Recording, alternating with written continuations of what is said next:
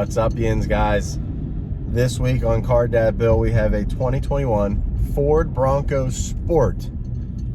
Let's go for a drive.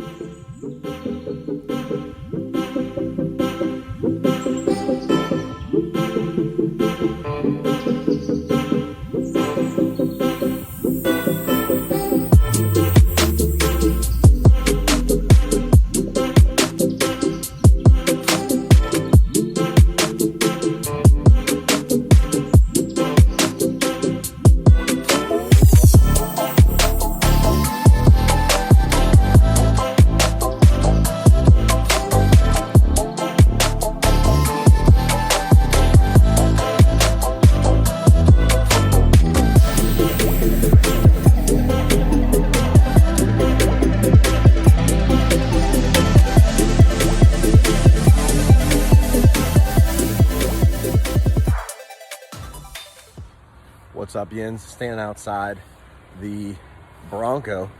Let's take a walk around and check it out.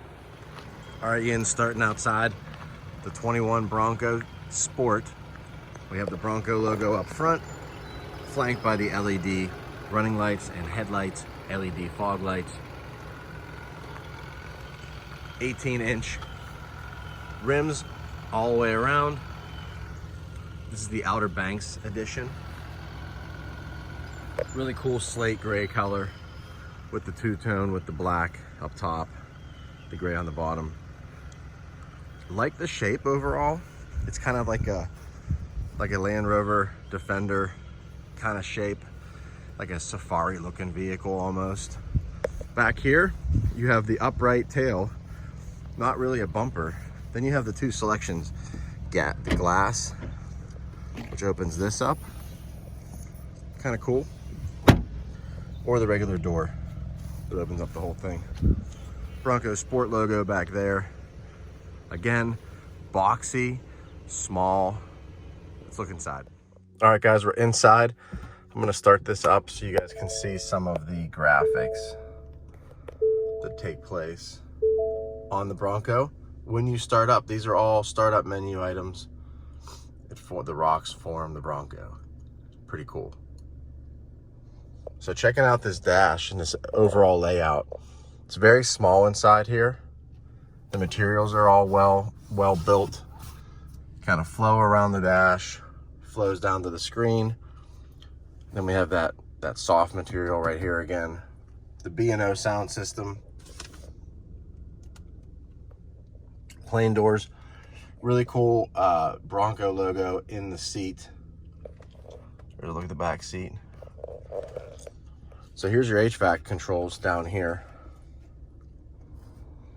A little cubby hole right here for some storage. I have my gum up here, my wallet. Then we have our screen with our dedicated buttons for some of the stereo controls, our automatic stop and start. You can turn that off right there. I like the vents, how you can kind of spin them to get what you need. The B&O sound system's up in the middle of there as well. Now up here on this dash, you have the digital display in the middle, and then you have your regular gauges on the right and left. Down here you have your buttons for your lights, everything else. Really simple layout. But down here, the goat controls. When I spin that, it takes me to a different one up here. And each one has its own little, like animation almost. Let's look at sport. Eco goes to green, and sport gets red. And I think there's a little more slippery. And it's slippy if you're in Pittsburgh. But that's pretty cool. I think that's something that's pretty neat for the Bronco. And Ford does that on all their vehicles now. They all have animations for their different drive modes. But yeah, pretty simple interior. Nothing really out of this world. The rotary shifter for your gears, parking brake. Not too bad. Let's take a look at the back. All right, guys, opening the back up. Car seat. Some storage in the back of the seats. Kind of a tight back seat, especially even with kids. It's kind of tight for them even. Down here you have the static seat belts, which is easy to pull and push.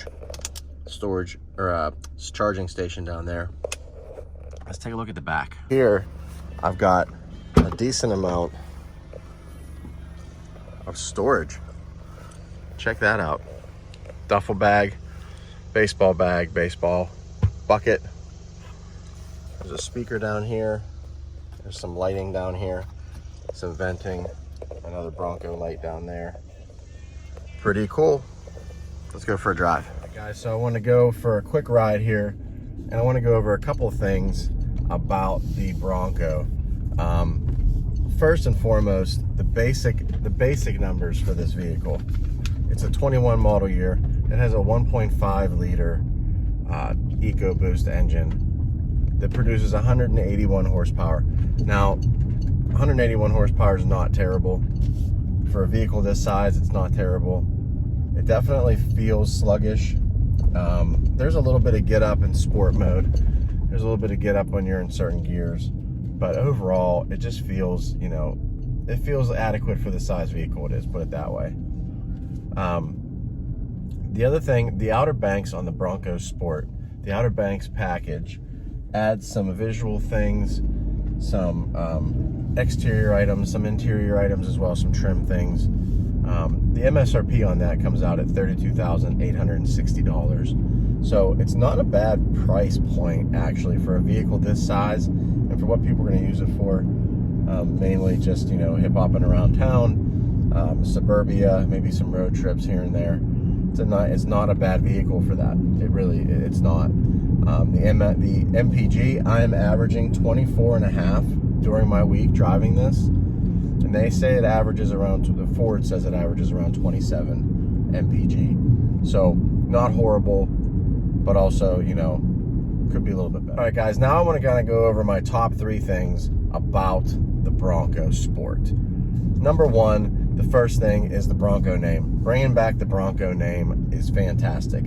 I think that the next Bronco coming out is going to be more traditional and more kind of accurate to the old Bronco style and what the Bronco's for. People want to take the Bronco off-roading. People want to take the Bronco, you know, on a safari, things like that. And that's what that's for. And I think that's going to be great. But for this Bronco itself, Bronco Sport, it brings the nameplate back. It gives you fond memories of the vehicle. But this one kind of leaves it short. And I'll go over that in a minute. Second thing about the Bronco that I want to notate is the attractive exterior of this car, of this SUV, the attractive interior of this vehicle, and the fact that it's useful. It's going to work for you. If you have a smaller family, it's definitely going to work for you. It drives well. It has a decent motor. It's just average. And that brings me to my third thing about this vehicle. Whether it's good or bad or whatever, it's just my take. It's Car Dad Bill's take. Top 3 things, sometimes they're 5. But the third thing is it's average. And let's be honest, when you see a Bronco nameplate, you don't necessarily want average. You want a Bronco. And maybe I'm wrong, but it's my opinion. And I know that I've talked to a lot of people during this week of having this vehicle. That's the one thing. So it's average to me as far as continuing the namesake of Bronco. It's average, but it definitely is a good compact SUV. And as my job as the reviewer is to tell you that it functions well. It functions well for a small SUV. It has everything you need: LED headlights, taillights, little turbo engine, decent gas mileage, push button start, heated seats, heated steering wheel, sunroof, storage. It checks all those basic boxes off. But why can't you just do that with a Ford Escape or do that with another vehicle? The Bronco should be different in my mind. So the fact that the Bronco's average, carrying that nameplate, doesn't discount from its utility. It discounts from its use of the name, in my opinion.